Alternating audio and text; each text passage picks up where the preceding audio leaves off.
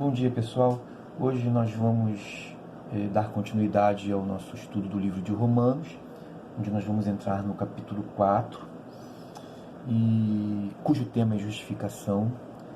Só que para a gente poder entender o que ele trata no capítulo 4, é necessário voltar ao capítulo 3, a partir do verso 21, porque o assunto é o mesmo.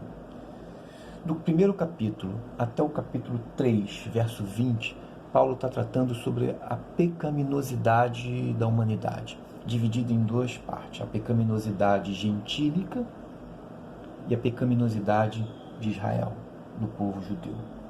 No primeiro capítulo ele trata da pecaminosidade gentílica, e no segundo capítulo é que ele vai tratar da pecaminosidade de Israel. Mas para ambos, tanto no mundo gentil quanto para Israel, ele coloca bem claro que são indesculpáveis. Porque para o mundo gentil, Deus revelou-se através da natureza. E para o mundo judeu, Deus revelou-se através da lei. Lá no primeiro capítulo, verso 20, eu vou reler para poder a gente rememorar bem o que a gente está querendo dizer. No capítulo 20 fala: porque os atributos invisíveis de Deus, assim o seu eterno poder, como também a sua própria divindade, claramente se reconhecem desde o princípio do mundo, sendo percebidos por meio de coisas que já foram criadas. Portanto, é fácil de afirmar que em cada ato da criação, parece que Deus colocou ali o seu DNA. O DNA divino está ali. Por isso que você vai poder entender que lá no início da criação, no primeiro capítulo, Deus encerra sempre cada ato de sua criação afirmando: eis que tudo é muito bom. Cada coisa criada por ele definia como sendo algo bom.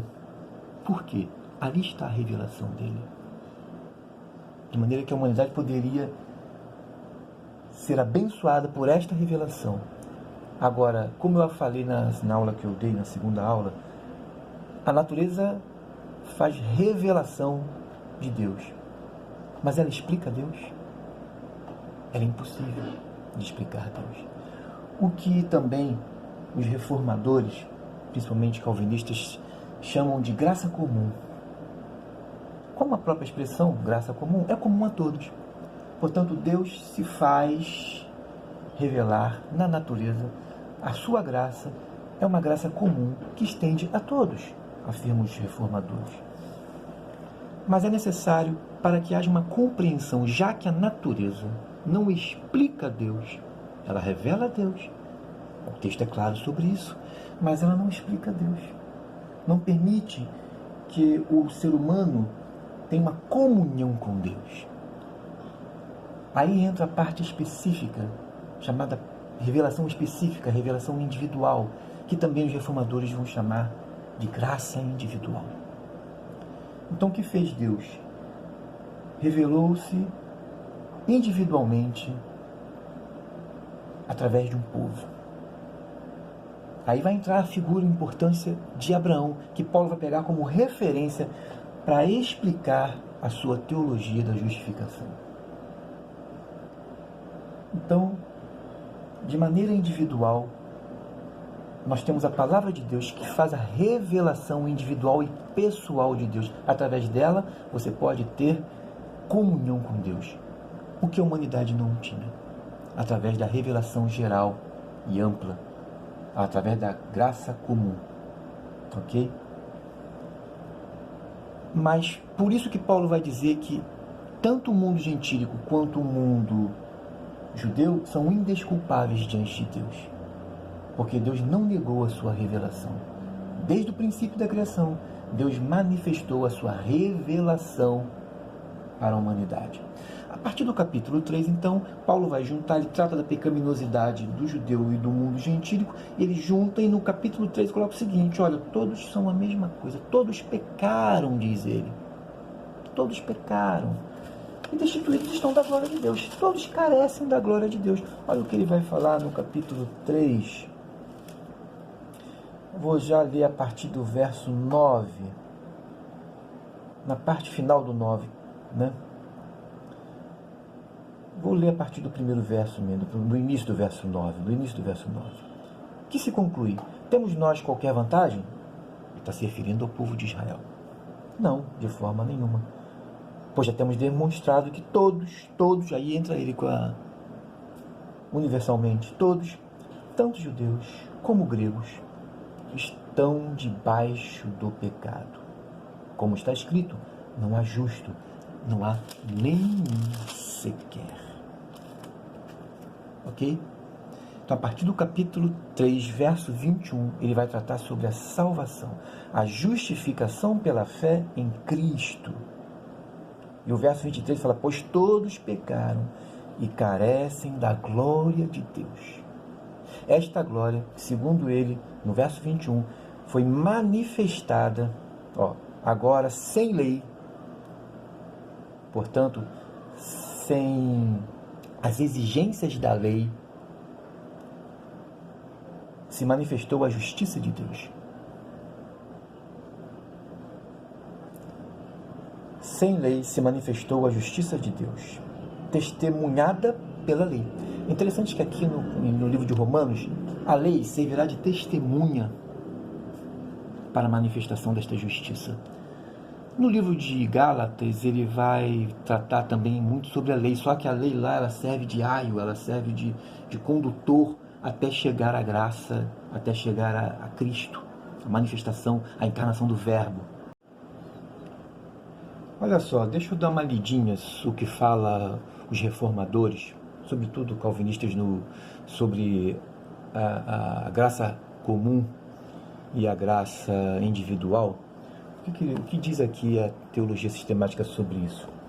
A graça especial remove a culpa e a penalidade do pecador, muda a vida interior do homem e gradativamente o purifica da corrupção do pecado pela operação sobrenatural do Espírito Santo. É a graça que Paulo vai começar a revelar no capítulo 2.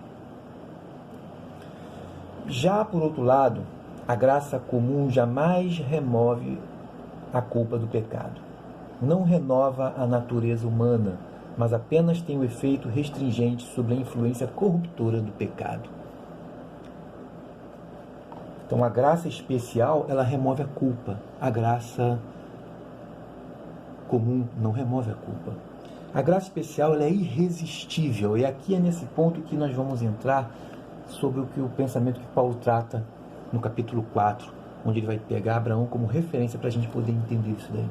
A graça especial é irresistível. Não significa que seja uma força determinista a compelir o homem a crer contra a sua vontade. Tá vendo aqui como, na verdade, entra aqui o livre-arbítrio humano? Portanto, o Espírito opera exatamente no livre-arbítrio humano. Ele opera de uma maneira poderosa, irresistível, de que você fica compelido a, de fato, dizer sim para Jesus.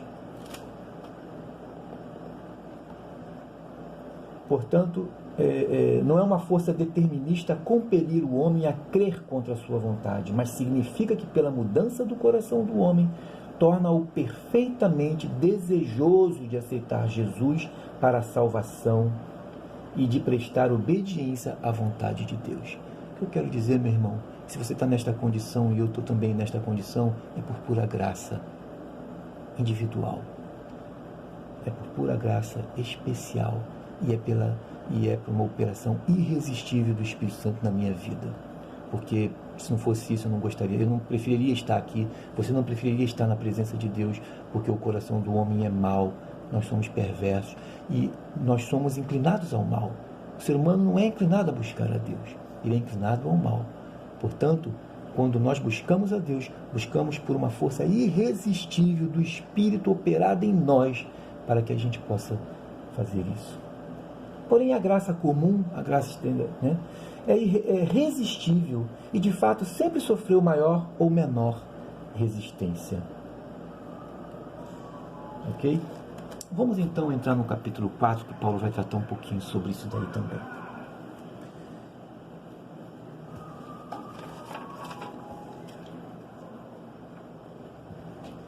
Capítulo 4. Que pois diremos ter alcançado Abraão, nosso pai segundo a carne? Porque se Abraão foi justificado por obras, tem de se gloriar. Porém, não diante de Deus, pois que diz a Escritura? Abraão creu em Deus e isto lhe foi imputado para a justiça. O que Paulo está querendo dizer aqui? Paulo está construindo a sua teologia de justificação.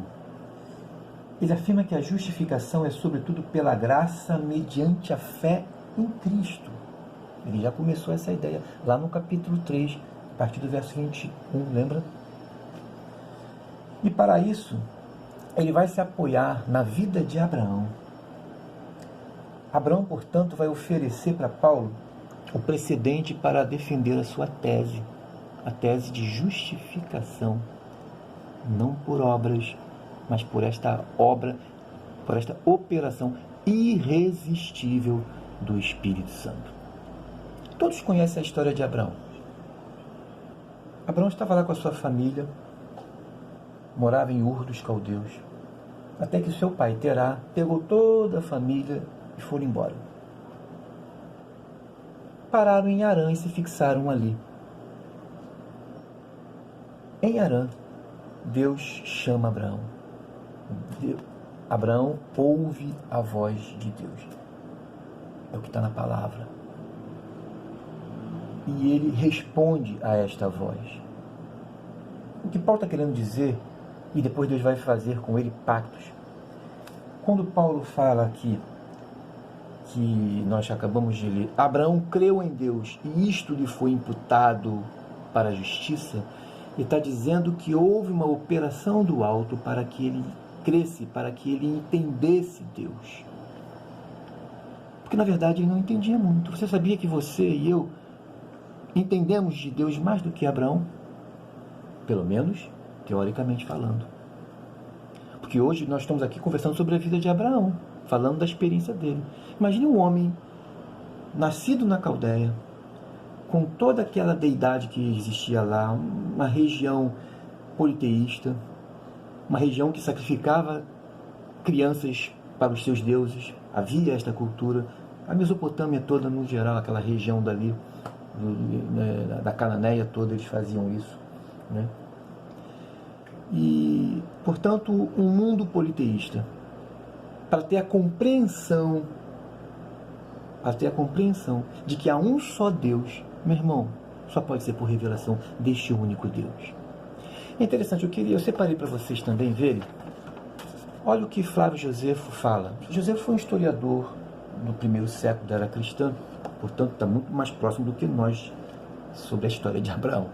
Há quase que 2000 anos atrás, Flávio Josefo existiu, e no entanto, ele tem um pensamento. Olha só como, vou ler aqui para vocês, isso está escrito no livro de Flávio Josefo, A História dos Hebreus. Mas olha onde o Josefo se equivoca aqui.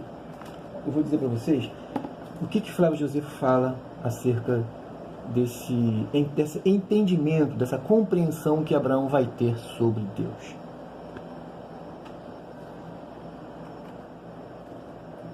Deixa eu pegar a parte que fala sobre isso para vocês entenderem.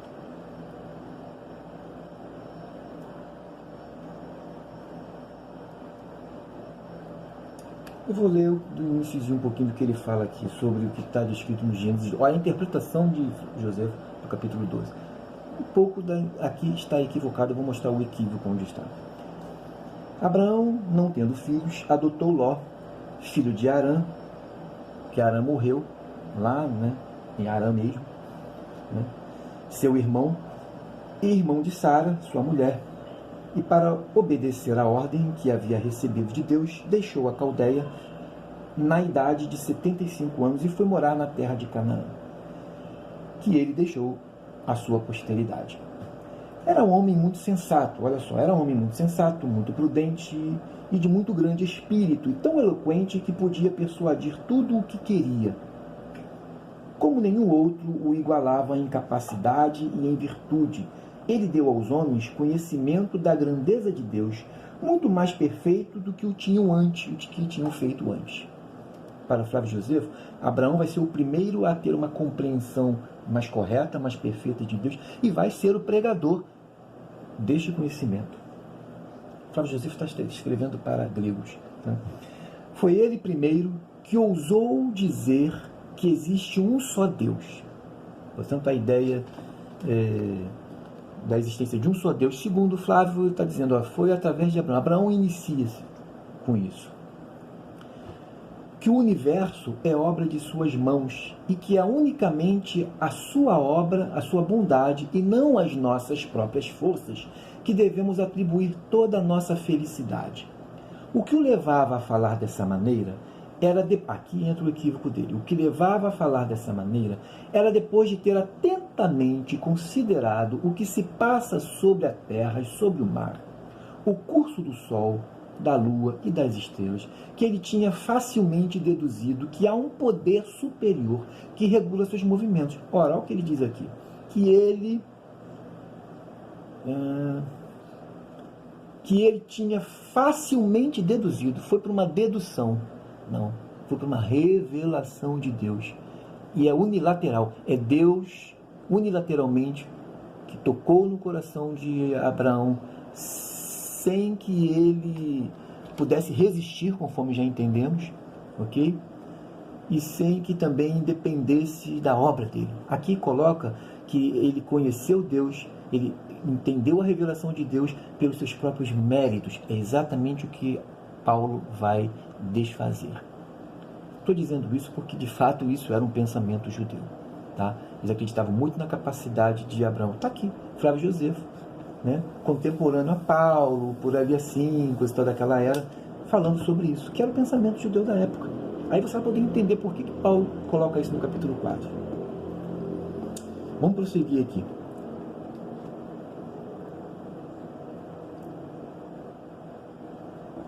Ok, eu vou voltar aqui. Considerando o que se passa sobre a terra, o mar, o sol, a lua e as estrelas, que ele tinha facilmente deduzido que há um poder superior que regula seus movimentos, e sem o qual todas as coisas cairiam na confusão e na desordem, porque elas por si mesmas não têm poder algum para nos proporcionar os benefícios que delas hauríamos. Está perfeito, está correto. Mas elas os recebem dessa potência superior também. Olha o que diz o capítulo 1 de Romanos. Elas recebem dessa potência superior, a qual estão absolutamente sujeitas, o que nos obriga a honrar somente a Ele, esse Ele é Deus, né? E a reconhecer o que lhe devemos por contínuas ações de graça. Os caldeus e os outros povos da Mesopotâmia, não podendo tolerar essas palavras de Abraão, levantaram-se contra ele. Assim, por ordem de Deus e com seu auxílio, ele saiu do país para ir morar na terra de Canaã. Lá construiu um altar e ofereceu a Deus um sacrifício. Ele está dizendo aqui que não foi por um chamado, mas está dizendo que foi por uma compreensão. Ele, analisando os astros, que para Flávio Josefo e também os estudiosos judeus afirmam que ele era profundo estudioso dos astros, Abraão. Não só ele, como o mundo antigo. É óbvio que Abraão era um homem inteligente, e as pessoas inteligentes daquela época, eles estudavam os astros realmente, né? Mas não foi através do estudo dos astros que ele conseguiu compreender que há um só Deus. Esse é o equívoco dele. Então ele diz aqui que os caldeus não conseguiram compreender a pregação dele, por isso ele se retirou.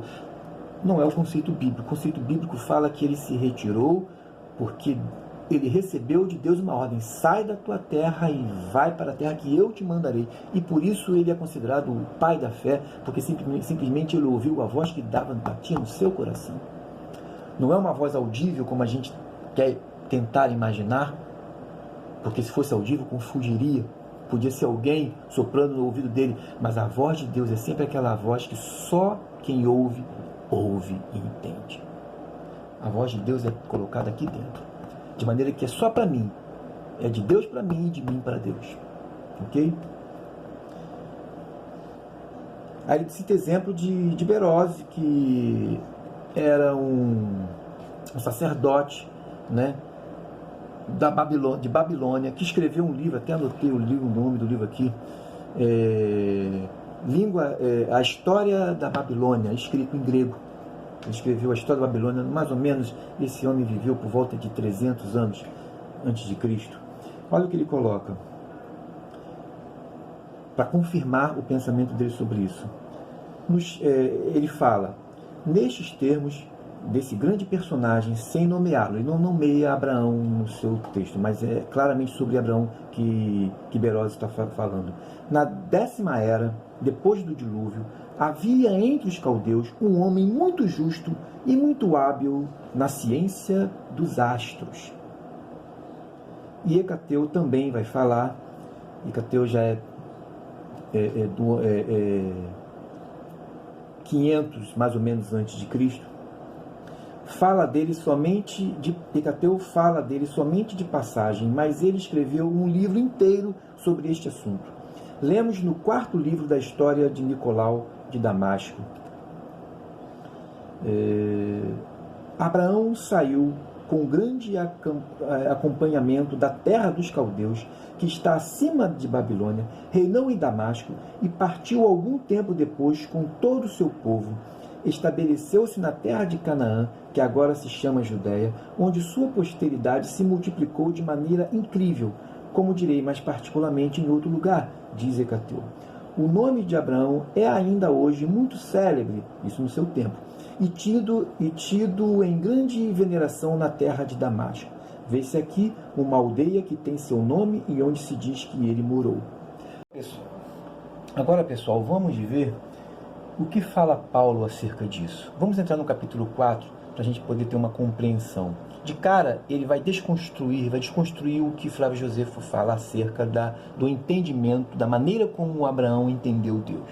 Não foi através de seus méritos, analisando os astros, como ele afirma, mas foi através de uma revelação, portanto, unilateral, inclusive. Vem de Deus para nós, ok? Capítulo 4 começa dizendo o seguinte. Vamos lá. Abraão justificado pela fé. Ele vai pegar Abraão como um exemplo. Paulo vai pegar 2 exemplos no capítulo 4. 2 figuras importantíssimas. Que é Abraão como pai da fé, extremamente respeitado e reverenciado pelos judeus. Ok? E Davi, que também tem uma importância muito grande. Porque Davi constituiu o reino, que vai ser tido como um reino eterno, fez de Jerusalém a capital de Israel, portanto, cidade santa, né, tida pelos judeus como cidade santa. Olha a importância de Davi. Os salmos, a maioria são de autoria de Davi. Tem o título, até na memória dos judeus, que é um homem segundo o coração de Deus. Olha o nível de importância que Davi tem. Extremamente importante, respeitado pelos judeus. Então Paulo pega essas 2 figuras para poder desenvolver a tese de sua teologia. Ok? Que, pois, diremos ter alcançado Abraão, nosso pai, segundo a carne? Porque se Abraão foi justificado por obras, tem de que se gloriar, porém não diante de Deus. Por quê? O que diz a Escritura? Abraão creu em Deus e isso lhe foi imputado para a justiça. Ele creu porque ele quis crer. A história de Abraão se dá em que ele estava em Ur dos Caldeus, saiu de lá, e em Harã houve tal revelação, como falamos. Portanto, é uma revelação de Deus, não pela compreensão que ele teve através de um estudo. Ele creu em Deus, e você vai ver que muito antes até, isso aqui ele fez, muito antes de Deus instituir com ele o pacto da circuncisão, e Paulo vai esclarecer sobre isso. Ok? Vamos observar por que esta fé, ele é tido como o pai da fé, no momento em que o mundo todo, a humanidade daquela época, não tinha esta compreensão. Olha o que Hebreus 11, verso 1 fala. Vamos lá para Hebreus 11, versículo 1. Ora, a fé é a certeza de coisas que se esperam, a convicção de fatos que se não veem. Esta foi a fé de Abraão. Isso era uma novidade para a época. Esta fé não existia. Como ter certeza de algo que se espera? Ele teve convicção daquilo que ele não via. Sai da tua terra e vai, da tua parentela, e vai para a terra que eu te destinarei, que eu te mostrarei. Gente, naquele tempo, ter uma obediência nesse nível, por isso que o escritor de Hebreus inicia, e ele vai colocar depois Abraão também como referencial desta fé. Ele vai fazer uma galeria, chamada de Galeria dos Heróis da Fé. Hebreus trata dessa galeria de heróis da fé. E ele vai colocar Abraão, claro, como pai, né, dessa natureza de fé, desse tipo de fé. Ele tinha convicção daquilo que ele não via. E certeza de que esperava. Ele espera, mas tem certeza de que aquilo que ele espera vai acontecer. Esta é a fé. Esta é a fé que Abraão tinha. Era novidade. Por isso ele é chamado de pai da fé. E Deus chama Abraão porque ele quer constituir um povo que tenha esta fé aqui. A fé que Deus requer de seu povo, que ele vai dar, que ele vai colocar, já que a fé é um dom de Deus, é esta fé que ele colocará no coração do seu povo. A começar por Abraão. Uma fé inabalável. Uma fé que não se deixa desfalecer pelo caminho, mesmo que esse caminho seja pedregoso, cheio de espinhos, mas que ela não se desfalecerá, ela não se sucumbirá diante de tantos problemas, diante de tantas dificuldades, que Abraão viu muitas dificuldades. Abraão viveu as dificuldades, né? Mas é uma fé que não se desfalece, é uma fé cujo coração, aquele que tem, né, a fé, está cheio de certeza sobre aquilo que espera. Ele engravida daquilo que ele espera. É uma gravidez. É interessante que Po Yan-Shu, em seu livro, ele coloca isso na quarta dimensão, né? Que precisamos nos engravidar daquilo que a gente espera. Eu tenho fé de que aquilo acontecerá, então preciso engravidar. Por que me engravidar? A mãe, ela sente tudo o que o bebê faz. Ela sabe que o bebê está ali, mas ela não vê esse bebê. Ela tem todos os sintomas, ela sabe da existência dele, mas ela não o vê. Então, segundo Po Yan-Shu, fé é isso. Você sentir que aquilo que você espera acontecerá e que a tua convicção permanecerá diante daquilo que você ainda não vê, mas você sabe que está ali. Então, é engravidar-se. É interessante esse pensamento de Po Yan-Shu, que há muito tempo, quando eu li o livro da quarta dimensão, eu nunca mais esqueci sobre isso, porque a mãe não vê a criança, mas ela está grávida dele, daquela criança. Eu não vejo o que tem lá na frente para mim, mas eu sinto, eu vivencio aquilo que eu espero, aquilo que eu creio. Eu não vejo a Nova Jerusalém. Tudo que está escrito no Apocalipse é uma realidade, porém, eu não vejo, nós não vemos, não está à nossa volta. Mas nós nos engravidamos disso, porque nós sentimos, nós cremos e sabemos que é real. Paulo vai dar uma pausa agora na experiência de Abraão, para tratar agora sobre a experiência de Davi, que é o segundo homem que ele pretende tratar como exemplo, como eu havia colocado antes, que tem como um grande referencial para o povo de Israel. E a partir do verso 6 ele diz assim: e é assim também que Davi declara ser bem-aventurado o homem a quem Deus atribui justiça, independentemente de obras. Ele vai citar então o exemplo de Davi, porque olha o que diz Davi, ele cita o Salmo 32, verso 1 e 2. Olha o que Davi diz: bem-aventurado aquele cujas iniquidades são perdoadas e cujos pecados são cobertos. Bem-aventurado o homem a quem o Senhor jamais imputará pecado. Assim como Deus imputou justiça na vida, no coração, através da fé posta no coração de Abraão, aqui ele fala que Deus jamais imputará também, né, pecado na vida daquele que ele tem chamado. É interessante aqui, se pegarmos a experiência de Davi, citada lá em 2 Crônicas, se eu não me engano, no capítulo 12, que fala quando Natã vai até Davi, o Senhor levanta Natã para chamar a atenção de Davi. Não cabe aqui contar a história do pecado de Davi, aquele episódio com Betseba, nós já sabemos disso, evidentemente. Mas Davi parece que não acordou, o pecado criou uma venda em seus olhos e ele ficou adormecido espiritualmente, né?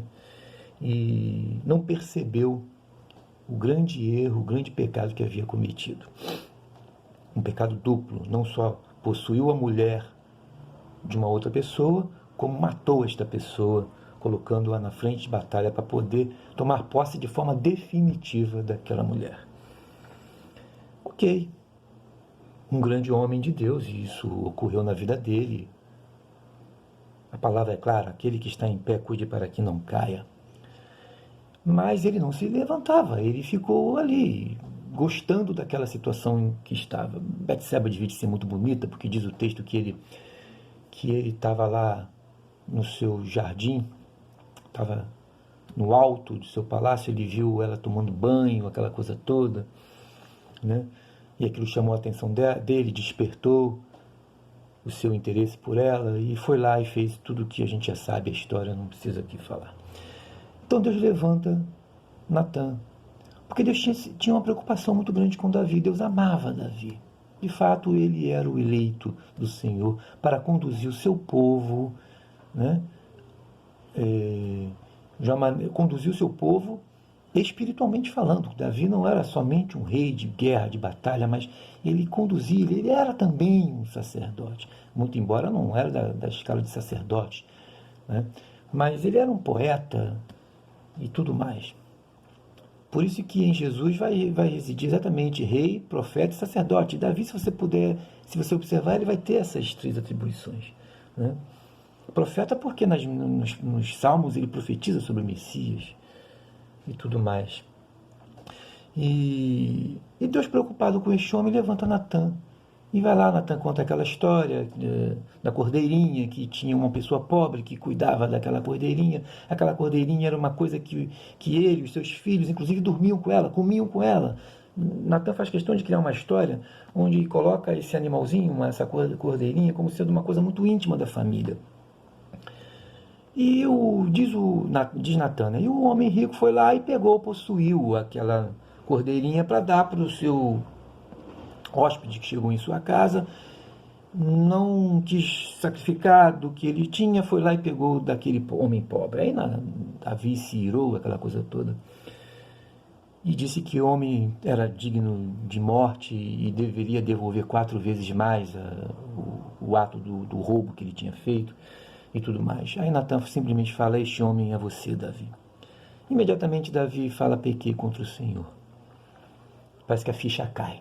É como se a venda que estava nos seus olhos caísse por um simples contar de história. Mas é interessante como que na Bíblia em português ela sugere isso que eu vou falar agora. A Bíblia em inglês nem tanto. A Bíblia de King James não sugere muito isso, não. Mas na português está claramente dessa forma. Quando ele diz: pequei contra o Senhor, Natã fala: também o Senhor te perdoou. É como se fosse o seguinte: Deus levantou Natã para ir lá corrigir Davi, dar uma notícia a Davi. Ele anunciou, contou a história e anunciou a desgraça que viria sobre a vida de Davi, sobre a família de Davi, em consequência daquele pecado que ele havia cometido. Então Davi foi avisado disso. Então ele foi fazendo a narrativa do que aconteceria com Davi, né, e o reino e a sua descendência, pelo mal que ele havia feito. Mas aí há uma interrupção. Davi fala: pequei contra o Senhor. Mas imediatamente Natã fala: também o Senhor já te perdoou. Interessante que dá a ideia de que Natã, quando foi falar com Davi, ele encerraria com o perdão que Deus já tinha prometido para Davi. Há uma interrupção de Davi dizendo: pequei contra o Senhor, mas ele fala também, esse também liga as histórias anteriores de que ele sofreria pelo pecado que ele havia cometido, mas que também o Senhor já havia liberado perdão. Mas e aí, você quer dizer então que Deus nos perdoa sem que a gente peça perdão? A questão não é essa. O perdão não é tanto para Deus. O perdão é para você. O perdão é para mim. O perdão é para mim. Deus quer que a gente se sinta perdoado. Como que Deus trata do nosso pecado? Sabe como que Deus trata do nosso pecado? Trazendo em nós, fazendo com que a minha mente, o meu coração, de uma forma muito lúcida e espiritualmente falando, tenha consciência de que o que eu fiz está errado. E uma vez tendo esta consciência, eu me purifique deste meu erro, para que não haja culpa em mim. Este é o processo de Deus. O perdão de Deus não gera culpa, porque do contrário, eu ficarei eternamente com esta culpa. Então veja bem que a misericórdia de Deus, ela nos alcança de uma forma muito tremenda. Ele não só nos perdoa, dizendo, olha, você não tem dívida comigo mais, mas eu quero também, Ronaldo, eu quero também, Antônio, Maria, eu quero que você não se sinta culpado. Eu estou retirando a culpa de dentro de você, porque não tem como caminhar com Deus, ter uma comunhão com Deus com um coração cheio de culpa, com um coração que não carrega a certeza de que Deus o perdoou, com um coração que ainda está caminhando na incerteza, com um coração pesado, pensando naquilo todo dia, o mal que eu fiz, eu errei, eu pequei. Não, Deus quer retirar isso do seu coração. Portanto, o perdão ele já é liberado, evidentemente. Mas é necessário que você tenha consciência disso, consciência de seu pecado. Esse é o pensamento quando Davi coloca aqui, que Deus não imputará pecado, mas eu preciso me livrar dele. O pecado não deve fazer parte da minha vida. O pecado não deve dominar a minha vida.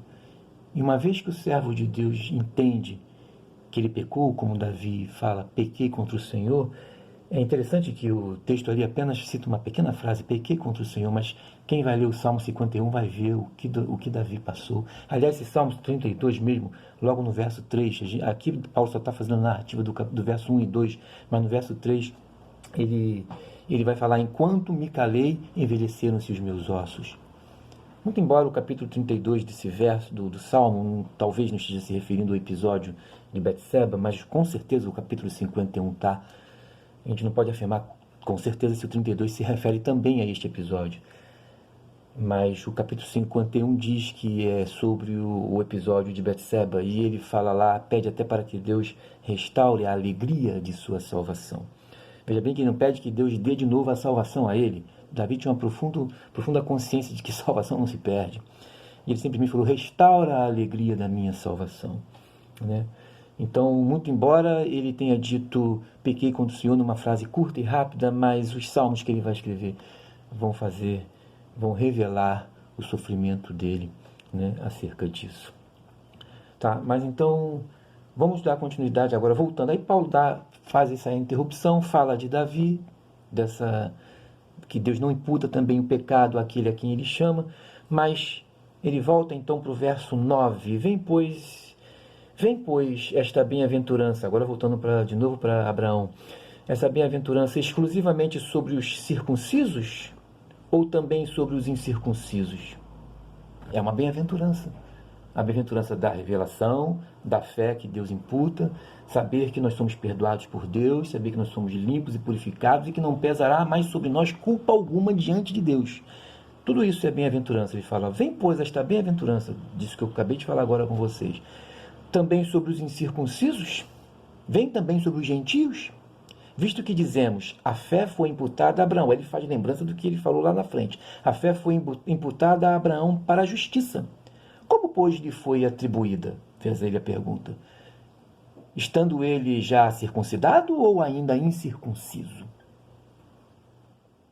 E recebeu o sinal da circuncisão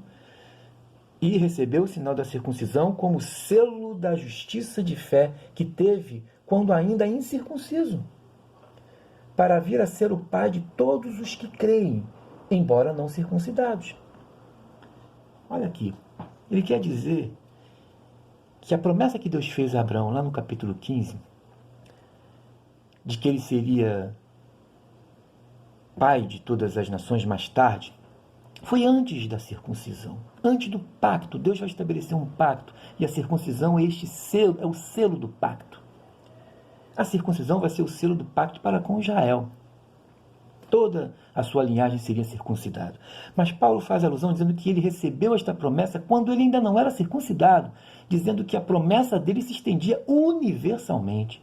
Se ele fizesse a promessa depois de haver circuncidado, então certamente a promessa só seria para Israel.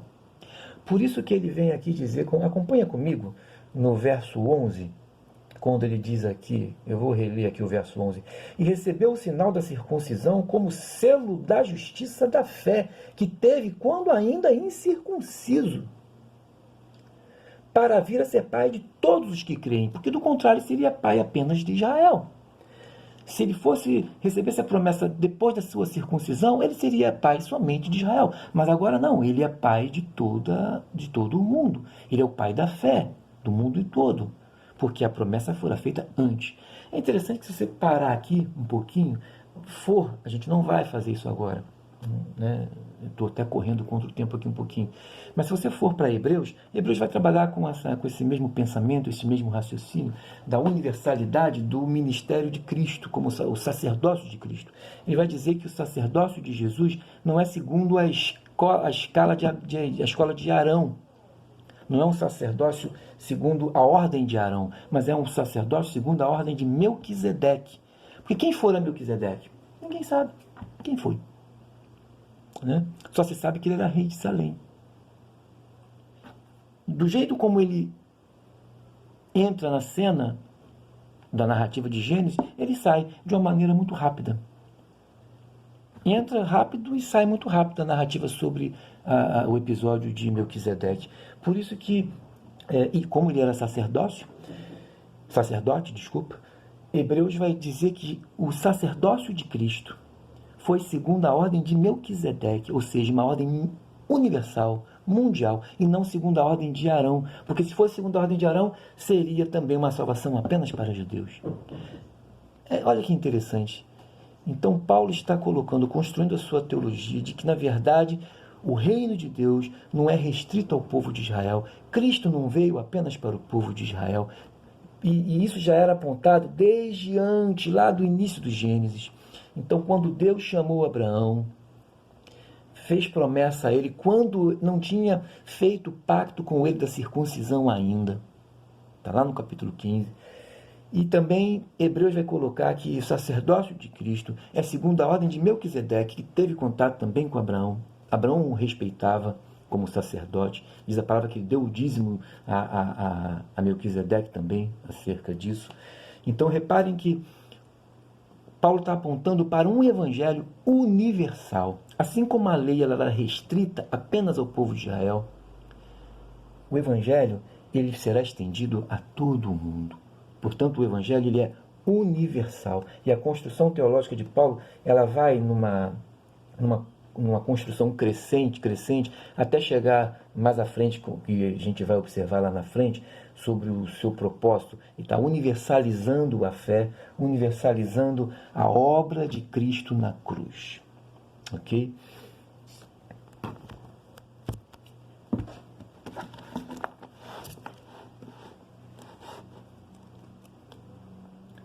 Verso 13. Não foi por intermédio da lei que a Abraão ou a sua descendência coube a promessa de ser herdeiro do mundo, e sim mediante a justiça da fé.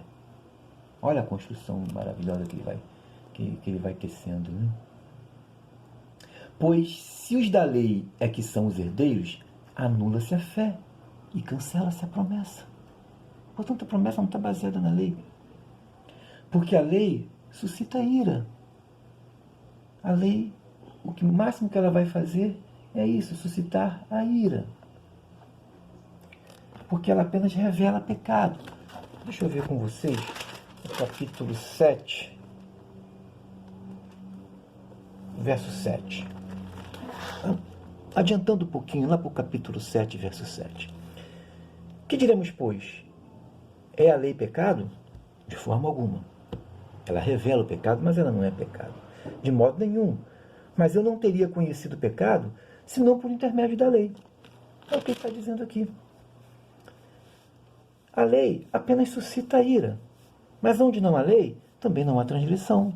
Evidentemente, porque se ela é que revela a transgressão. Né? Vamos caminhando. Verso 16. Essa é a razão por que provém da fé.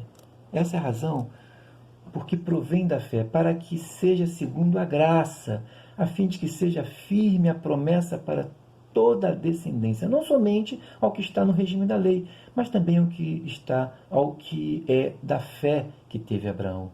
A fé de Abraão é uma fé universal, porque Abraão é pai de todos nós, como está escrito, por pai de muitas nações te constituí. Se a promessa fosse dada apenas a Israel, Deus não teria dito para Abraão que ele o constituiria como pai de muitas nações. Né? Perante aquele do qual creu o Deus que vivifica os mortos. Olha aqui, por pai de muitas nações o constituí, perante aquele no qual creu, Abraão creu em Deus, que vivifica os mortos. Aqui está colocando os gentios que estavam mortos em seus delitos e pecados. Essa é a construção que ele vai usar depois, mais tarde. Mas também Israel. Israel também estava morto. Aqui Paulo faz alusão tanto a gentios quanto à nação de Israel. Oséias, capítulo 11, se eu não me engano, 11, no início, versículo 1, fala que quando Israel era menino, eu o amei. Do Egito chamei o meu filho. Israel era um menino, estava no Egito. Nem nação era, nem um povo constituído era. Mas disse o Senhor, eu o amei. E do Egito chamei o meu filho para constituir uma nação, a fim de que levasse o meu nome para outros povos. Esta é a construção, esta é a ideia. Portanto, quando Paulo fala que o Deus que vivifica os mortos e chama à existência as coisas que não existem. Israel não existia. Abraão era um cidadão lá da Caldeia, habitando no meio de um povo pagão que sacrificava crianças. Israel era menino ainda, depois, né, do episódio de Moisés, era um menino no Egito, ou seja, um menino aqui significa não era uma nação constituída, não tinha lei, não tinha nada, e Deus o amou. Assim como nós, os gentios, nós não éramos nada, nós estávamos mergulhados em nossos delitos e pecados. Então ele traz à existência as coisas que não existem, as coisas que não existem. Portanto, Abraão, esperando contra a esperança, creu. Não tinha motivo nenhum para ele entender e crer daquela forma. Ele simplesmente creu, esperou e creu. Tudo concorria para que as coisas não fossem dar certo na ótica humana. Creu para vir a ser pai de muitas nações, segundo lhe fora dito, assim será a tua descendência. E sem enfraquecer na fé, embora levasse em conta o seu próprio corpo amortecido já de 100 anos de idade, não é isso? Sendo já de 100 anos, e a idade avançada de Sara, que acho que era 90 anos, tinha 90 anos, não duvidou por incredulidade da promessa de Deus, mas pela fé se fortaleceu, dando glória a Deus, estando plenamente convicto de que ele era poderoso para cumprir o que prometera. Eu vou ver com vocês lá em Gênesis 17. Gênesis 17, verso 17.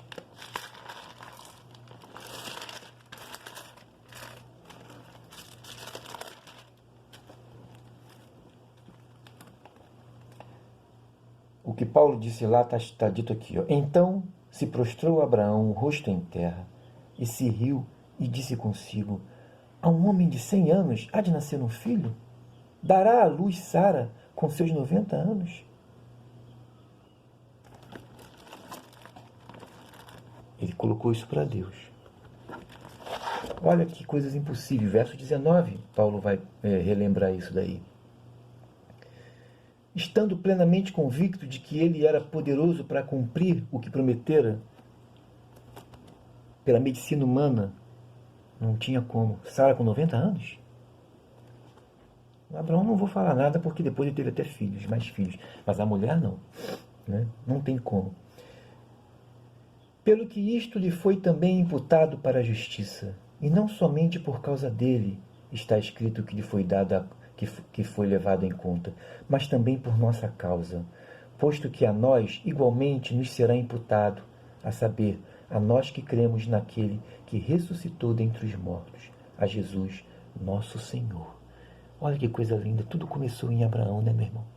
Tudo começou lá atrás, para que a promessa se estendesse a nós, chegasse até nós. E o mais difícil hoje é para a gente repousar à sombra desta promessa, para que a gente permaneça firme, assim como Abraão permaneceu firme e recebeu a promessa. Nós temos que permanecer firme. Paulo encerra desta forma: mas também por nossa causa, posto que a nós igualmente nos será imputado também, a saber, aqueles que cremos que ressuscitou dentre os mortos a Jesus, nosso Salvador, o qual foi entregue por causa das nossas transgressões. Ele morreu por causa de nossas transgressões e ressuscitou por causa da nossa justificação. Olha que coisa linda. Ele ressuscita por causa da nossa justificação. Nós fomos justificados porque Ele ressuscitou. A ressurreição de Cristo é o ápice de tudo que acontece, tudo que aconteceu no ministério dele, de toda a teologia, tudo que se tem do Gênesis ao Apocalipse. A ressurreição é o ponto central. Porque se não houvesse ressurreição, meu irmão, o que está escrito no Apocalipse seria tudo mentira. Olha o que diz aqui o rodapé da minha Bíblia. Eu queria encerrar com vocês este estudo. Você também tem uma Bíblia de estudo? Você, se tiver, observe aqui embaixo, tem uma coisa muito interessante que fala acerca disso daí. Queria que você observasse comigo. Eu vou ler para vocês uma coisa muito interessante que chamou minha atenção e quero compartilhar com vocês isso daí, acerca deste verso. A morte e a ressurreição de Jesus são dois aspectos do mesmo acontecimento salvador. Ao morrer, ele suportou o castigo exigido pela lei e pela nossa culpa. Ao ressuscitar dos mortos, Cristo foi justificado e a sua ressurreição ocasionou a justificação e uma nova vida para aqueles que se uniram a Ele pela fé. Se não houvesse ressurreição, não haveria justificação. Engraçado ele falar até porque ele também foi justificado pela sua ressurreição, né? A ressurreição de Cristo também é crucial porque a nossa posição de justificado é mantida pela sua obra de intercessão permanente no céu. Ele intercede por nós diante de Deus. Deu para entender? Uma vez ressuscitado, ele subiu em glória e lá ele intercede, ou seja, o processo de justificação nossa é mantido perante ele na glória. Neste exato momento, ele está me justificando diante de Deus. Ele está intercedendo por mim diante de Deus. Por isso que ele fala que a ressurreição de Cristo também é crucial para a nossa posição de justificado. A nossa posição de justificado também é mantida pela sua obra de intercessão na glória. Portanto, quando ele diz aqui, foi entregue por causa da nossa transgressão e ressuscitou por causa da nossa justificação, porque assim como ele também foi justificado através da ressurreição, nós também somos justificados através de sua ressurreição. Meu irmão, vamos ficar por aqui. A partir da semana que vem você vai prosseguir com o capítulo 5, a justificação pela fé e paz com Deus. Agora, uma vez Paulo ter descrito como que funciona a teologia dele acerca da justificação, né? Agora, no capítulo 5, ele vai tratar da justificação pela fé. Uma vez que você foi justificado, você passa a ter paz com Deus. E neste mesmo capítulo vai tratar de Adão e Cristo. Aí encerra esta parte de justificação. Ok? Um abraço para todos. Deus abençoe a todos nós e nos guarde, principalmente no momento de tanta dificuldade, que em breve possamos nós retornar para nos encontrarmos e fazermos o estudo da Palavra de Deus todos juntos, como sempre assim foi. E enquanto isso não acontecer, fique em casa. Um abraço.